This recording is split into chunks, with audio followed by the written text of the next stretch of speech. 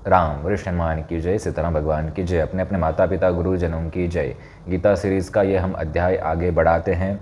अपने आप को, अपने अभी के जीवन को, अर्जुन और अपने आत्मा को जिसको हम भूल चुके हैं उसको कृष्ण मान के ये गीता सुनना, ना कि युद्ध भूमि के अर्जुन और कृष्ण को। तो 27 नंबर का कर्मयोग का ये श्लोक हम आपको पढ़ के दिखाते हैं।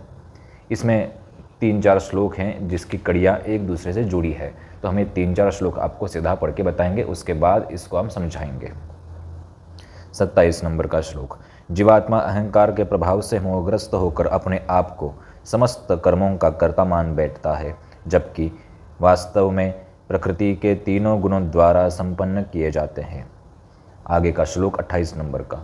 भक्ति भावमय कर्म तथा सकाम कर्म के भेद को भली भांति जानते हुए जो परम सत्य को जानने वाला है वह कभी भी अपने आप को इंद्रिय तृप्ति में नहीं लगाता। इसमें बहुत सरल और साधारण चीज़ बताई गई है। पहले जो 27 नंबर का श्लोक है इसमें यह बोला गया है कि तुम हर चीज़ में अपने आप को कर्ता मत मानो, क्योंकि जब हम कर्ता भाव रखते हैं तो कभी अंधकार थोड़ा ज़्यादा बढ़ता है।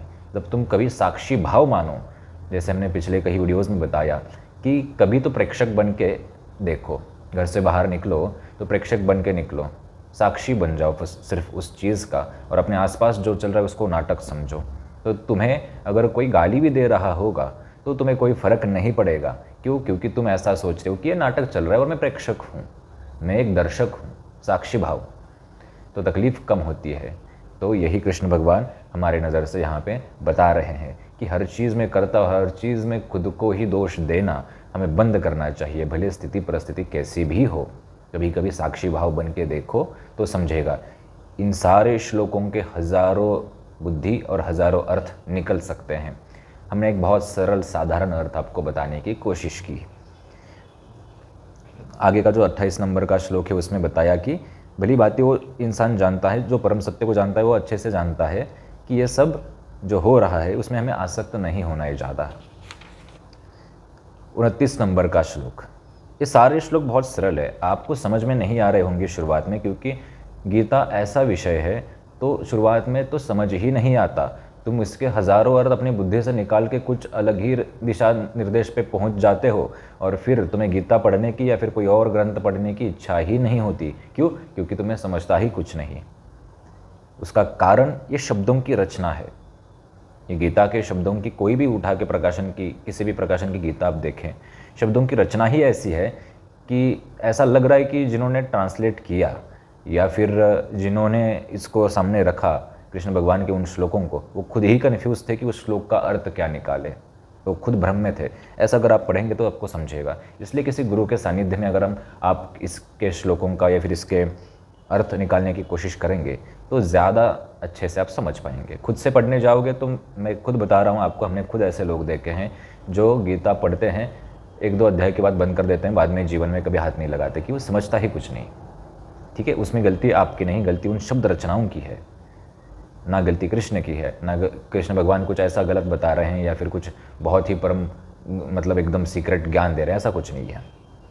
आगे देखो 29 नंबर का श्लोक। माया के गुणों से मोहग्रस्त होने पर अज्ञानी पुरुष पूर्णतः भौतिक कार्यों में संलग्न रहकर उनमें आसक्त हो जाता है।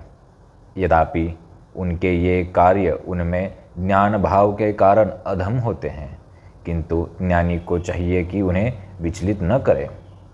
अब ये ऐसा क्यों लिखा, क्या लिखा, ये थोड़ा हम आपको मतलब हम खुद ही इसमें थोड़ा सा ये करेंगे कि ये लिखने वालों की शायद कुछ गलती हो थोड़ा सा।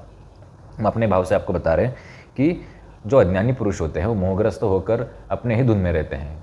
जैसे कि नास्तिक लोग, वो क्या करते हैं कि भगवान होते ही नहीं, और तुम उनको समझाने जाओ कि नहीं बाबा कोई तो हमारे ऊपर एक ऊर्जा है, कोई तो श्रेष्ठ है हमसे जिससे ये संचलन हो रहा है। तुम उसको कितना भी समझाओ वो समझेगा बिल्कुल नहीं, उल्टा तुम्हें ही कुछ तर्क कुतर्क दे के ऐसा तुम्हें ही कुछ विचलित कर देगा कि तुम सोच ही नहीं पाओगे। इसलिए यहाँ पे बताया कि ज्ञानी पुरुष को चाहिए कि उनको विचलित ना करें, ताकि वो ऐसा कुछ करेंगे क्योंकि तुमसे 100 गुना आगे के तर्क उनके पास होंगे। ये बात ध्यान में रखना। तो जो ज़्यादा मोहग्रस्त हो चुका है, जो ज़्यादा अज्ञानी हो चुका है और उस अज्ञानता को, उस आसक्ति को अपना ज्ञान मान लिया है उन्होंने, ऐसे लोगों को समझाते समय थोड़ा हमें सावधानी रखनी चाहिए, क्योंकि वो लोग तुम्हें ही कुछ ऐसा तर्क वितर्क देंगे जिससे तुम्हारी बुद्धि पलट जाए। ये 29 नंबर का हमारे दृष्टिकोण से ये श्लोक है। इसके हज़ारों अर्थ वापस और निकल सकते हैं। तथा ये 30 नंबर का श्लोक हम देखते हैं।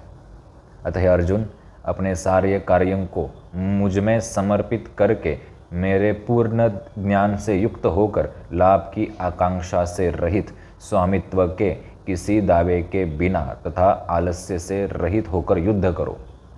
अब यहाँ पे एक वाक्य आता है कि लाभ की आकांक्षा से रहित, है ना। तुम सारे कार्यों को मुझ पे समर्पित करो।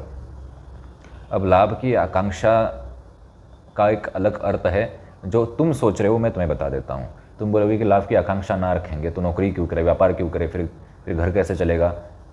नौकरी कर रहे हैं तो कुछ पगार की तो आकांक्षा करनी चाहिए ना, तभी तो घर चलेगा। इसे बोलते हैं देश काल परिस्थिति अनुसार। देश काल परिस्थिति अनुसार हर चीज़ में बदलाव होता है। वैसे ही यहाँ पे देश काल परिस्थिति अनुसार धन पे ये आकांक्षा आदि चीज़ें लागू नहीं होती। तुम्हें धन कमाना पड़ेगा, ये आज के युग की आवश्यकता है, तभी तुम घर चला सकते हो, घर का पालन पोषण कर सकते हो। अगर घर का पालन पोषण नहीं किया वो भूखे मरेंगे, उसका पाप किसको लगेगा, भगवान को या तुम्हें। इसलिए देश काल परिस्थिति के अनुसार हमें स्थिति परिस्थिति बदलती है और ज्ञान में भी वृद्धि होती है। तो यहाँ पे ये समझो कि लाभ की आकांक्षा से रहित का अर्थ ये नहीं कि धन कमाना और बड़ा बनने का सपना देखना वगैरह सब छोड़ देना चाहिए, बिल्कुल नहीं।